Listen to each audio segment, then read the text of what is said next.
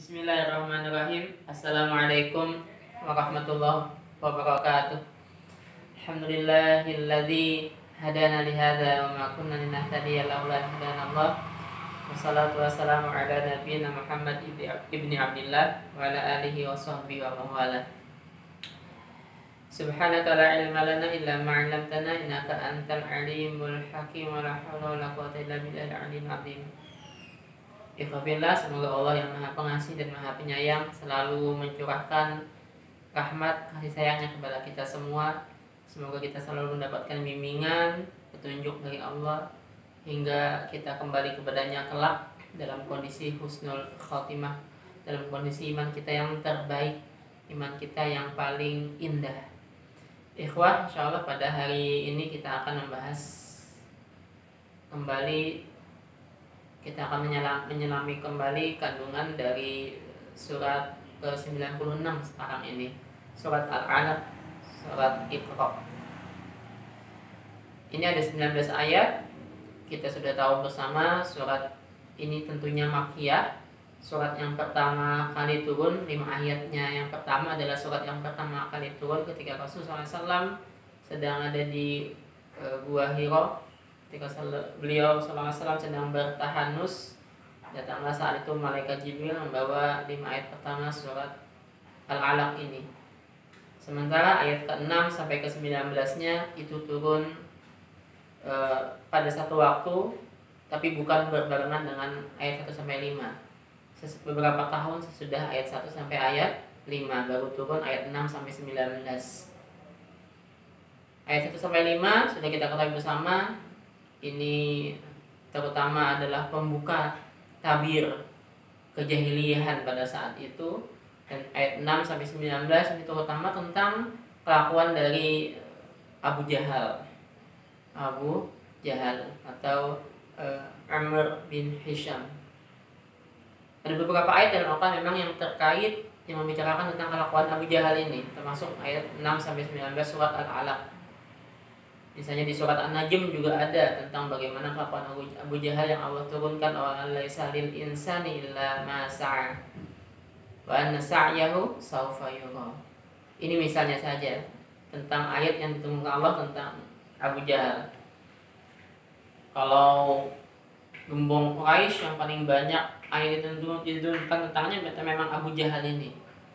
Nah, sementara sahabat yang paling banyak ayat turun tentangnya adalah Abu Bakar As-Siddiq. Kalau gembong Quraisy yang dibicarakan adalah kejahatannya, ya. Karena memang ada beberapa lagi gembong Quraisy yang memang dibicarakan juga dalam Al-Quran. Yang terkenal sekali kan Abu Lahab misalnya. Sampai ada satu surat yang turun tentang Abu Lahab ini kan, ya. Begitu juga tentang Walid bin Mughirah, Umayyah bin Khalaf. Ada beberapa gembong Quraisy yang turun ayat surat tentangnya. Nah, sementara sahabat juga ada beberapa yang turun tentang sahabat, tentang pertanyaan Umar misalnya, tentang Zaid bin Harisah misalnya. Tapi yang ayat yang paling banyak turun mengenai sahabat adalah tentang Abu Bakar As-Siddiq radhiyallahu anhu. Oke, kita tidak membahas itu. Kita kembali ke tema kita, surat Al-Alaq. A'udzubillahi minasyaitonirrajim. Bismillahirrahmanirrahim. Iqra bismi rabbikal ladzi khalaq. Khalaqal insana min 'alaq. Iqra wa rabbukal akram alladzi 'allama bil qalam. 'Allamal insana ma lam ya'lam. Bacalah wahai Muhammad. Selalu kayak gitu kan ya kalau di Al-Qur'an itu, ketika yang diajak ngobrol, yang diajak berbicara seseorang, tentu situ adalah Rasulullah SAW. Seperti kita bahas kemarin di surat Ad-Duha, Alam Nashrah, ya. Walaupun untuk Rasulullah ditujukannya, tapi tentu saja bukan cuma untuk beliau, tapi untuk kita juga umatnya. Bacalah wahai Muhammad dengan nama Tuhanmu yang menciptakan. Khalaqal insana min 'alaq. Dia, Allah, menciptakan manusia dari segumpal daging. Yaqra wa rabbukal akram. Bacalah dan muliakanlah Tuhanmu itu. Dan Tuhanmu adalah yang maha mulia. Alladzi 'allama bil qalam, yang mengajarkan manusia dengan pena. 'Allamal insana ma lam ya'lam. Kalau kita bahas secara detail ayat ini, ayat pertama kali turun ini memang begitu luar biasa. Seharian penuh juga nggak akan selesai. Kita membicarakan tentang 5 ayat pertama Al-Alaq ini. pastinya ya, karena begitu luar biasa kandungannya. Tapi kita ambil garis besarnya saja. Kita ambil sesuatu pelajaran saja dari ayat ini. Nah, yang pertama, ini memang tentang bagaimana pentingnya untuk kita memperhatikan apapun. Apapun yang kita lihat, apapun yang kita dengar, apapun yang kita rasakan, maka semuanya harus menjadi pelajaran. Seorang muslim akan menjadikan apapun yang dilaluinya, peristiwa apapun yang dilewatinya itu sebagai pelajaran, sebagai ibrah buatnya. Maka kita harus selalu iqra, bacalah, perhatikanlah, pelajarilah, telitilah, simaklah. Tidak boleh lewat begitu saja kemudian.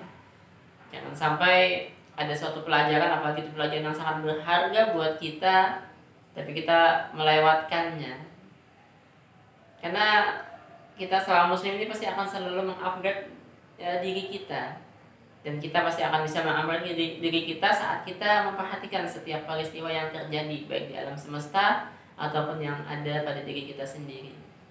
Tapi ingat ya, ikhwah, semuanya harus didasari pada bismi rabbikal ladzi khalaq. Kita memperhatikan semua ini harus dalam bingkai kita memperhatikan kekuasaannya Allah. Jangan sampai kemudian kita misalnya bisa menemukan sesuatu pelajaran dari sebuah peristiwa, atau kita bisa memetik sesuatu dari sebuah peristiwa, kemudian kita merasa kita adalah orang yang hebat, orang yang pinter, orang yang bijaksana. Itu lupa kita bismi rabbikal ladzi khalaq. Karena bagaimanapun kita bisa memetik pelajaran dari setiap peristiwa, itu adalah pelajaran dari Allah juga kepada kita. Maka bismi rabbikal ladzi khalaq, dengan nama Rabbmu yang menciptakan.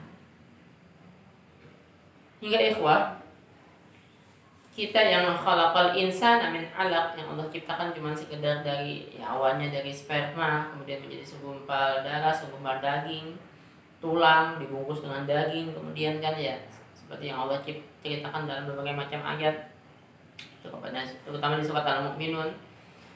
Dari hal yang kecil, remeh, hina, bahkan kemudian Allah jadikan kita, itu saja Allah kuasa.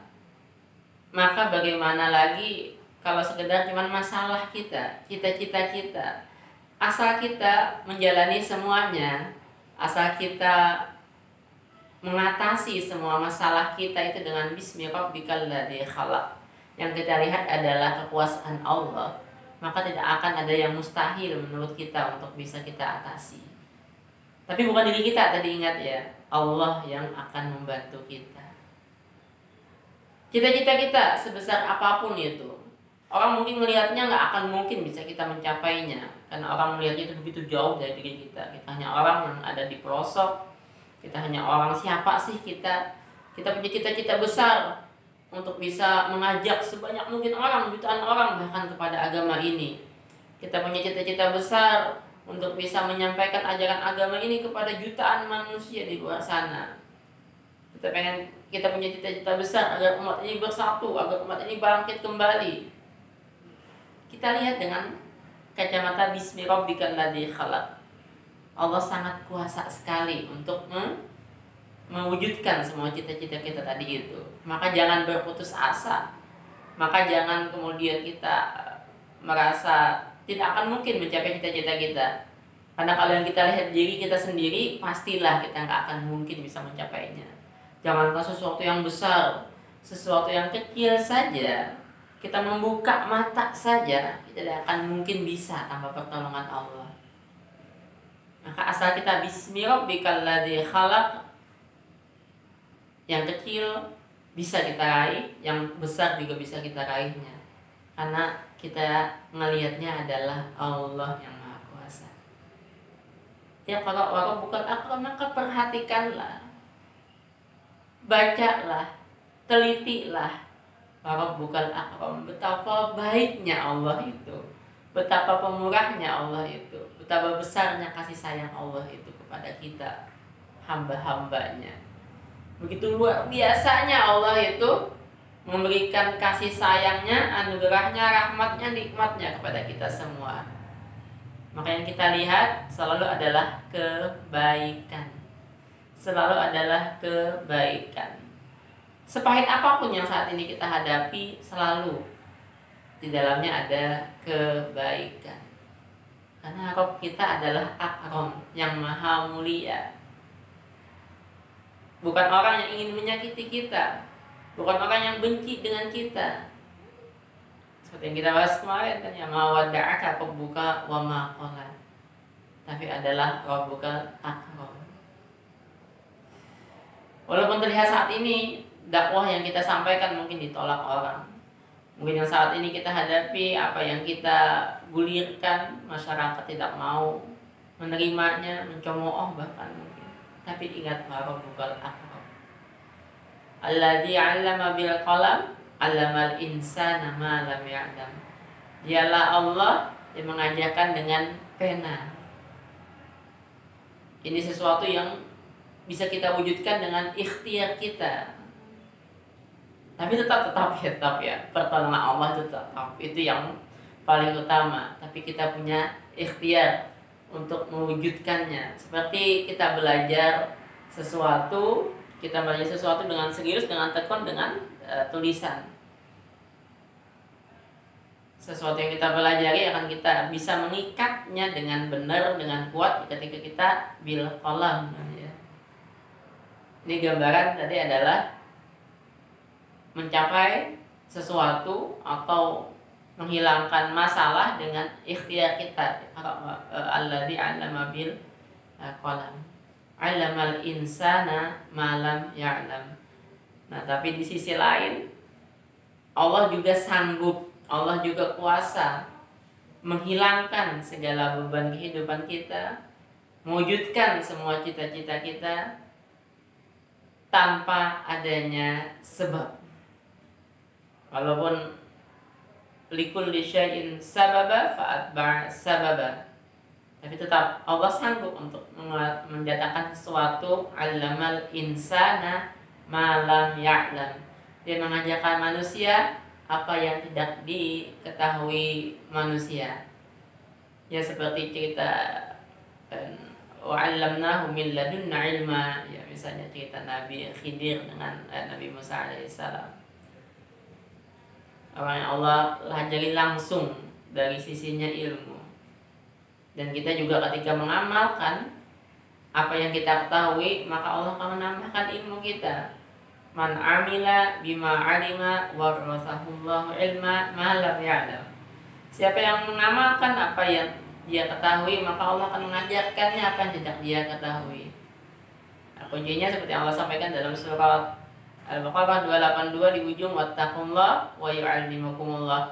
Takwalah kepada Allah, maka Allah akan mengajarkan kepada kita. Ingat semuanya tadi ya. Jangan berlepas dari Allah. Kita belajar, kita ngapal Quran, kita menuntut ilmu, kita ngerasa udah berusaha tapi nggak dapat juga. Jangan sampai putus asa. Jangan yang dilihat adalah diri kita sendiri, tapi lihatlah selalu ada Allah. Bukan di belakang kita ya, tapi Allah di atas kita, Allah di depan kita, Allah di kanan kiri kita, di bawah kita, di belakang kita, semua Allah ada. Wa huwa ma'akum ainama kuntum.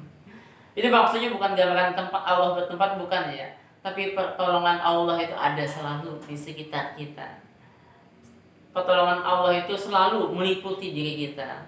Pertolongan Allah itu selalu bersama dengan kita. Asal kita terus meyakini iqra wa rabbukal akram. Ya, lihatlah selalu pertolongan Allah itu, dan lihatlah selalu apa yang terjadi itu pasti yang terbaik dari Allah, dan Allah yang mengetahui yang terbaik buat diri kita, bukan diri kita sendiri. Ini saja ikhwan, semoga bermanfaat. Terus semangat dalam dakwah, terus semangat dalam mengajarkan ajaran Islam yang sempurna ini. Wabillahi taufiq wal hidayah. Assalamualaikum warahmatullahi wabarakatuh.